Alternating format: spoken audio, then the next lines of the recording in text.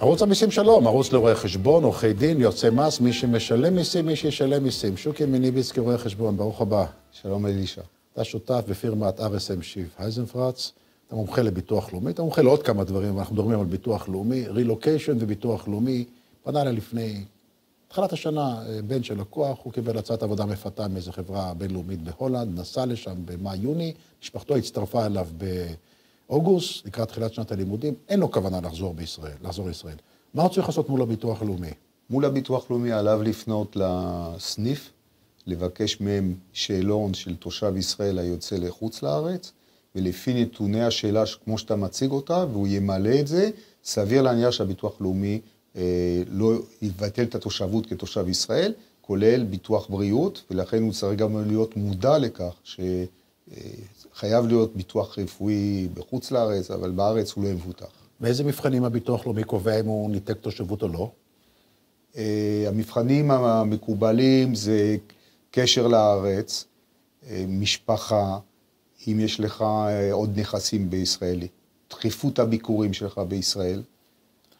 זה מבחנים אובייקטיביים, אבל בסך הכל, וזה מה שהציבור לא תמיד שומע, שהביטוח לאומי קבע לו תקופה של 5 שנים. אם ב5 שנים האלה אתה בא והולך, הוא עדיין יכול להכיר בך כתושב ישראל. לאחרי 5 שנים הוא לבד מודיע לך שאתה כבר לא תושב ישראל, ואתה צריך לדאוג לביטוחים אחרים. יש כאלה שלא פונים לנו, כמו שהמלצת על המוסד לביטוח לאומי, ולא מתייעצים, אומרים, אנחנו נמשיך לשלם את המינימום לביטוח לאומי, כדי שיהיה לנו כיסוי לביטוח רפואי. במבחן המציאות זה תמיד זה מה שקורה? במבחן המציאות אנשים חושבים שהם משלמים הם מבוטחים, אבל אם אתה היום הולך לחברת ביטוח ומשלם ולא עושה פוליסה, אתה לא מבוטח. אותו דבר בביטוח לאומי. אתה לא יכול לקבוע את המעמד שלך, ביטוח לאומי צריך לקבוע. ולכן במקרים כאלה, פתאום אנשים צריכים, בדרך כלל זה עוד פעם, זה נושא של ביטוח רפואי, ואז המוסד ביטוח לאומי בודק את כל הנתונים, והוא יכול להחליט שאתה לא מבוטח. כמו סתם שאלה. ויחזיר לך את הכסף. כמה כסף זה? כמה, 100-200 שקל לחודש. פרוטות. מה קורה עם ביטוח לאומי במקרה הזה קובע שאתה עדיין תושב ישראל, אבל אתה עובד בחוץ לארץ? במקרים האלה, הציבור חייב לדעת שלעומת מה שפעם חשבו שמשלמים דמי ביטוח מינימליים בשביל לשמור על זכויות, הביטוח לאומי מבקש ממך נתונים על ההכנסות שלך בחו"ל, וכל ההכנסות האלה הוא מחייב עליהם את השיעור דמי ביטוח לאומי, אבל לא כהכנסה מעבודה, אלא כהכנסה פסיבית. אתה תשלם 12% ואין לך כיסויים למעשה. כן, זה עד התקרה, עד 42,000 שקל, אתה יכול לשלם הרבה כסף. ולא בלי כיסויים. נכון. איזה משקל הביטוח לאומי נותן לנסיבות שאתה נוסע לחוץ לארץ, נגיד אתה נוסע ללימודים, לפוסט-דוקטורט, להיות מרצה בחוץ לארץ, שליחות? המשקל הוא מאוד, הוא רב, ותלוי עוד פעם, כשאתה ממלא את השאלון, אתה כותב את הדברים האלה, ולנניח שאתה צריך לשהות יותר בחוץ לארץ בגלל שאתה חולה, או שאתה עושה טיפולים מיוחדים. בנושא הזה תמיד יש גמישות, וכל דבר נמדד לגופו של עניין, וגם תלוי באיזה סניף אתה נמצא. כל סניף יש לו פרשנויות שלו, כן. וזה צריכים להיזהר. עד כדי כך? כן. האם יש חשיבות לאיזה מדינה אני עשיתי את הרילוקיישן, ארצות הברית, אירופה?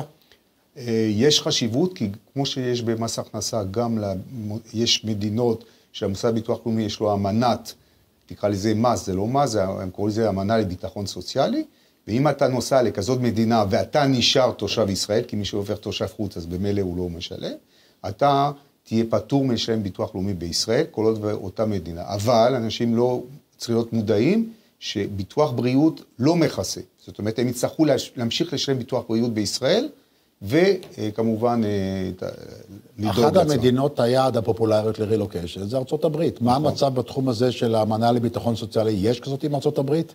עם ארצות הברית זה הפתרון הכי גרוע, כי אין אמנה. יש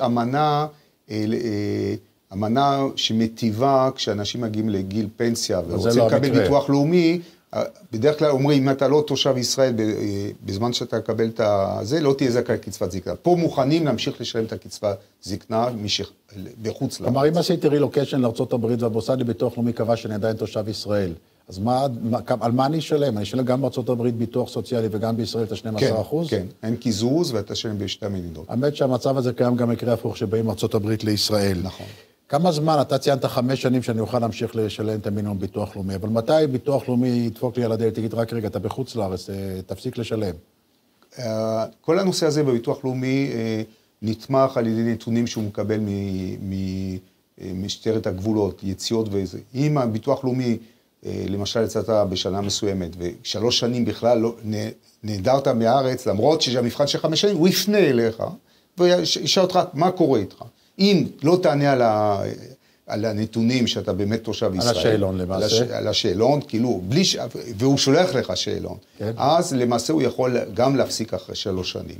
טוב, אני רק רוצה לחזור לסוף, באיזשהו שלב אנחנו מקווים שכולם יחזרו לארץ, אדם חזר לארץ אחרי רילוקיישן ארוך, כמה זמן לוקח לו להיות שוב מבוטח, שוטה וביטוח לאומי, במיוחד בנושא של הביטוח רפואי? תראה, החזרה שלו לארץ, מבחינת, הוא צריך דבר ראשון, שוב לחזור להיות תושב, לעמוד במבחנים של תושב ישראל. אם הוא חוזר ומראה שהוא חוזר לעבוד, יש לו דירה וילדים, הוא יהיה תושב ישראל. אבל יש לך הביטוח הזה, כשאתה חוזר, זה לא בשביל שהם ביטוח לאומי, זה לקבל ביטוח בריאות. רפואי, כן. ולכן יש אפשרות שאתה כל עוד, ויש תקופת המתנה, אם אתה נהדרת יותר מ2 יש לך חודשיים תקופת המתנה מול כל 2 עד 6 חודשים המתנה. כדי למנוע את תקופת המתנה, המוסד ביטוח לאומי מאפשר לך לשלם בעודך בחוץ לארץ לפני חזרה, לתקופה 6 חודשים, זה יוצא בערך 8,000 שקל, זה מאוד לא גבוה, וכשאתה מגיע לארץ, אתה כבר חלפה חצי שנה. אתה לא ידעתי, זה מאוד מעניין. כן. רואה חשבון שוקי מיניביצקי, ביטוח לאומי זה לא רק מיסים, זה גם ביטוח, אני מאוד מודה לך. תודה רבה. ולכל צופינו שיוצאים לרילוקיישן וחוזרים מרילוקיישן, לא לשכוח, להתייעץ.